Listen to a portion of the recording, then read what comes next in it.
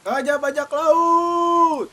Roger, Kong, dan semua orang mencari sumber suara yang terdengar dari kerumunan itu. Di mana harta karunmu? Beritahu kami di mana kau menyembunyikannya. Tahan pria itu. Tawa kecil di belakangnya mengalihkan perhatian Kong kembali ke arah Roger, yang kini memiliki senyum seringai besar di wajahnya. Dia pun tertawa dengan penuh kegelian.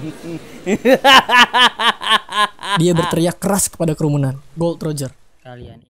Lu kejauhan gak anjing? Belum kan, belum masuk, gua masih jauh. Oh iya. Masa dong anjing. Enggak, gue kaget tadi, gue mana itu mic-nya. Udah rekam.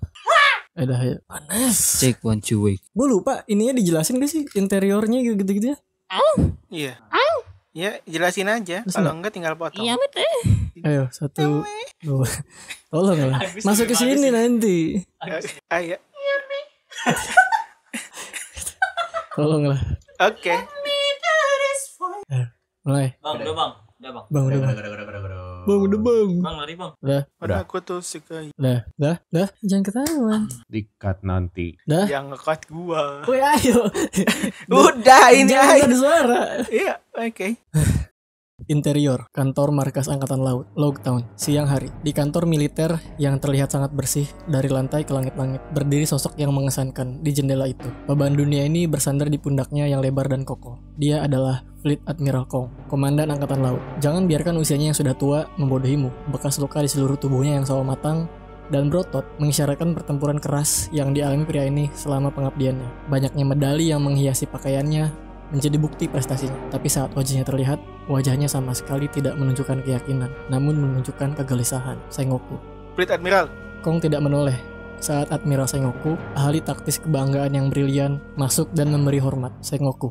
Pengawal sekarang sedang melewati kota. Mereka hampir mencapai blok eksekusi. Sudah tiba saatnya. Kong terus menatap keluar jendela. Sikapnya menyerupai awan gelap yang mendekati dari kejauhan. Kong. Di mana Gar? Sengoku kesal dengan pertanyaan itu. Sengoku. Aku tidak tahu. Lagi pula aku bukan babysitter orang itu. Dengan segala hormat, Pak. Jelas ada kesan antipati antara Sengoku dan Garp. Kong akhirnya berbalik menghadapi bawahannya itu. Kong. Aku membutuhkan kehadiran 2 perwira terbaikku hari ini. Aku takut badai yang akan datang kali ini akan disertai pertanda gelap. Sengoku dapat merasakan kecemasan pada komandan sekaligus temannya itu. Kehadiran Sengoku akan menjadi kekuatan baginya. Sengoku. Pertanda gelap itu bukan untuk kita, tapi untuk Roger, untuk semua bajak laut. Anda dan saya tahu betul bagaimana wabah pembajakan telah meracuni masyarakat ini. Raja bajak laut. Sepertinya dia sangat menikmati julukan itu. Memang seharusnya kita tak perlu memberikannya julukan itu. Mengeksekusi Roger akan mengirimkan pesan ke seluruh lautan, memadamkan api pembajakan dan pemberontakan untuk selama-lamanya. Tidak akan ada lagi perlawanan terhadap otoritas kita. Tidak akan ada lagi insiden seperti di Marineford. Kong meringis. Insiden apapun yang dirujuk Sengoku membuatnya gugup. Perkataan Sengoku tepat mengenainya. Sengoku. Tidak ada lagi korban jiwa. Kau dapat memastikan itu setelah semua ini selesai. Ini akan menjadi hari terpenting dalam sejarah dunia. Kong melihat tatapan Sengoku yang penuh tekad di wajahnya. Kong. Mari kita membuat sejarah. Eksterior, platform eksekusi, Logtown, siang hari. Roger dan pengawalannya mendekati platform eksekusi. Kepalanya mengadah untuk melihat Kong yang wajahnya sekarang terlihat seperti benteng baja. Sengoku dengan tatapan tajam berdiri di samping Kong. Di sana mereka berdiri dengan tegap bersama Garp, 3 pria paling kuat di dunia. Kong. Kita semua tahu akhirnya akan seperti ini, Roger. Ada kata-kata terakhir. Roger dengan tenang melihat ke arah Kong sambil mengangkat tangannya yang terbelenggu. Gold Roger.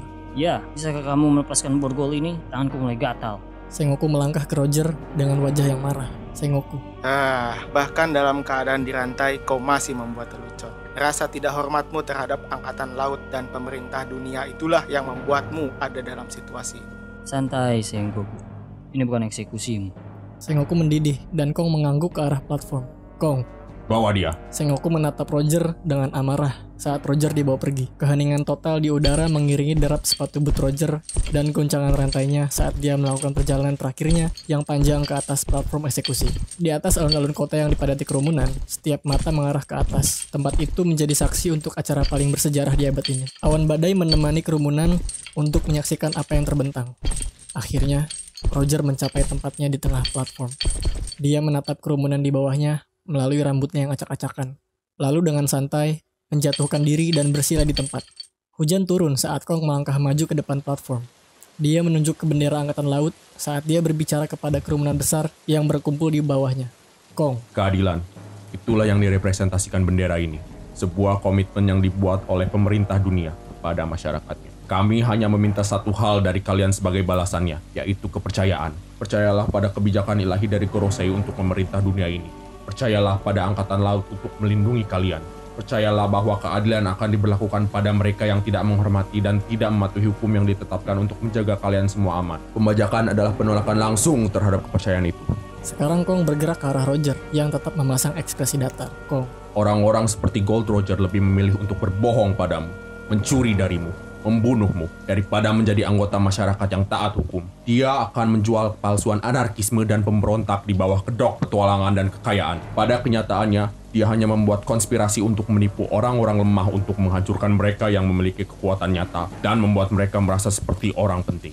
Jauh di bawah, di antara kerumunan, smoker kecil yang menonton dan mendengarkan terpesona oleh kejadian yang ia lihat. Dia sejenak teralihkan dari fokusnya ketika seorang pria berjubah hijau tua melewatinya, berjalan melewati kerumunan, menjauh dari eksekusi. Smoker mencoba melihat ke arahnya, namun tidak bisa melihat wajahnya saat dia berjalan pergi. Identitas pria ini adalah misteri untuk lain waktu. Kembali di platform eksekusi. Dua eksekutor yang memegang tombak mengambil posisi mereka di kedua sisi Roger. Pidato Kong dan hidup Roger akan segera berakhir. Kong. Gold Roger, untuk kejahatan atas pembajakan, pencurian, konspirasi, dan tindakan lain yang tak terhitung jumlahnya melawan pemerintah dunia dan orang-orang yang dilindunginya, Anda dihukum mati. Biarlah hari ini menjadi pelajaran bagi mereka yang cukup bodoh untuk mengikuti jejakmu. Kedua eksekutor mengangkat tombak mereka, mengarah tepat ke dada Roger. Namun tetap, si Raja Bajak Laut itu tidak menunjukkan emosi apapun di wajahnya. Hingga Raja Bajak Laut! Roger, Kong, dan semua orang mencari sumber suara yang terdengar dari kerumunan itu. Di mana harta karunmu? Beritahu kami di mana kau menyembunyikannya. Tahan pria itu! Tawa kecil di belakangnya mengalihkan perhatian Kong kembali ke arah Roger, yang kini memiliki senyum seringai besar di wajahnya. Dia pun tertawa dengan penuh kegelian. Dia berteriak keras kepada kerumunan. Gold Roger. Kalian ingin tahu di mana harta karunku? Diam Roger! Kekayaan, ketenaran, kekuatan, pengetahuan. Aku sudah mendapatkan semua yang dunia ini bisa berikan. Dan aku meninggalkan semuanya di tempat itu. Kekesalan berubah menjadi kemarahan. Kong mencoba untuk menghalangi suara Roger, tapi suaranya sudah menjadi kekuatan yang tidak sanggup dia tahan. Kong. Aku bilang diam Roger, cukup, bunuh dia sekarang juga. Pergilah ke laut. Harta itu milik siapapun yang menemukannya. Yang harus kalian lakukan hanyalah... Proklamasi Roger terpotong saat kedua tombak menembus dadanya dan menikam jantungnya. Darah menetes dari lukanya. Kepalanya tertunduk. Gold Roger sudah mati. Kerumunan seketika menjadi hening, hanya suara hujan yang bisa terdengar. Hingga akhirnya, kerumunan meledak menjadi sorak-sorai yang luar biasa.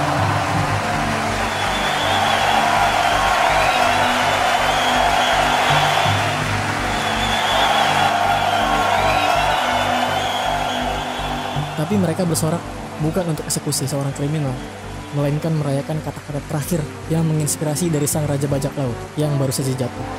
Apa yang seharusnya menjadi momen muram dan tenang telah berubah menjadi kegembiraan. Dan konsekuensi ini sama sekali bukan yang diharapkan Kong. Eksekusi yang diharapkan menjadi pembelajaran justru berakhir menjadi awal dari sebuah era kebesaran. Era kebesaran Bajak Laut.